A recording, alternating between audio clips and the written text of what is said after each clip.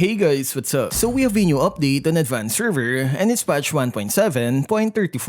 The developers think heroes who rely on fast basic attacks are having a hard time farming in the early game. To fix this issue, they will make some modifications to favor the three items, namely Corrosion Scythe, Golden Staff, and Demon Hunter Sword. It's supposed to improve their early self-sustain, but it comes with a cost because they have to give up critical damage in the late game. And they also adjusted the items for heroes with magic basic attacks. So let's begin with Corrosion Scythe. Its unique passive has a new effect where it deals 80 extra physical damage for each basic attack. As you can see, there's an extra damage when doing basic attacks. To balance, they had to make some changes to its stats. Base attack speed is higher by 10%, physical attack is lowered, and the attack speed from stacks is down to 6%.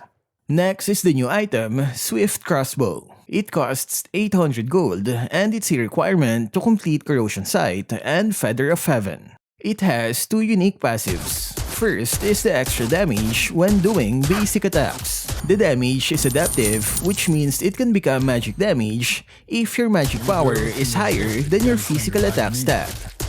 The second unique passive is the stacks. Each stack will give 3% attack speed, and it can reach 5 stacks. So in short, it's like the mini version of Corrosion Scythe, giving extra damage and attack speed. Next is the item Golden Staff. They only changed its attack speed limit. It can now exceed the 300% attack speed limit when its unique passive is activated.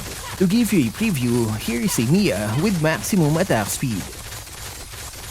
If we add Golden Staff, she becomes faster, even though she's already at the limit.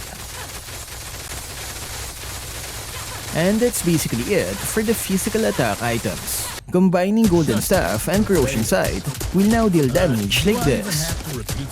And if you add Demon Hunter Sword, you'll get a ton of mini damages like this. Now let's move on to the magic items. Feather of Heaven will now have attack speed stacks just like Corrosion Scythe. It grants 3% attack speed and it can stack 5 times. Next is the item Glowing Wand. You can now trigger the burn effect when you deal any magic damage. This means heroes with magic basic attacks can now burn the enemy just like this. Don't test me.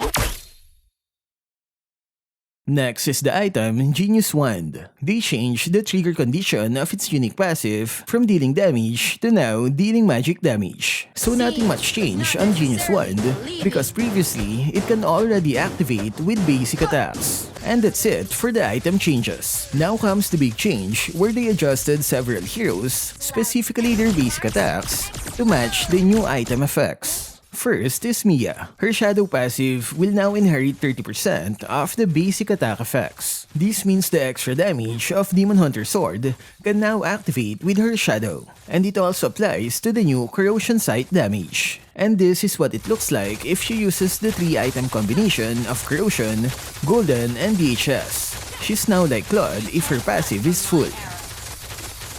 Next is Moskov. His passive will now inherit 100% of basic attack effects. This means enemies that are hit with his passive will feel the effect of DHS and Corrosion Scythe. Next is the revamped Hanabi. Just like the previous heroes, her basic attacks will now inherit attack effects. This means the bouncing petals will deal the extra damage of DHS and other items. Umbrellas are stupid, and so is anyone using them.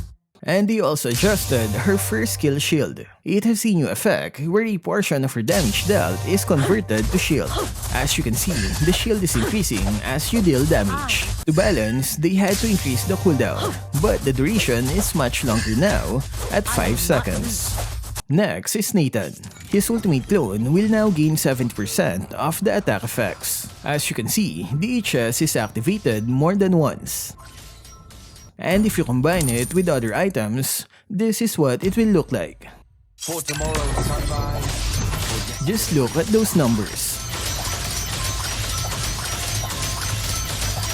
Next is Zhask. His spawn will now inherit 20% of attack effects. As you can see, DHS is activated by his Nightmaric spawn. Add more items and it will look like this.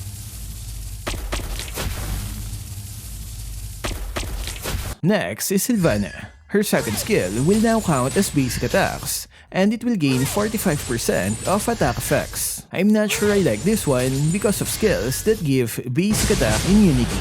As you can see, I can't hit Natalia when she's under her smoke. Next are the balancing changes on Wawnwan and Claude. The developer said the revamped equipment will make them too powerful, so they slightly nerfed the attack effect bonus on both their ultimate. I think that's just fair. Last is the bug fix on Zilong, Irithel, and Karrie. They will now inherit attack effects when launching multiple basic attacks. This means Zilong's passive can now activate multiple effects of DHS. Same for Irithel. This is her normal version. My tiger has been with me. If we add DHS, 2 extra damages are appearing. Now let's buy more items to see the effect. So this is Karrie's normal damage. And this is her with the item combination of Corrosion, Golden Staff, and DHS.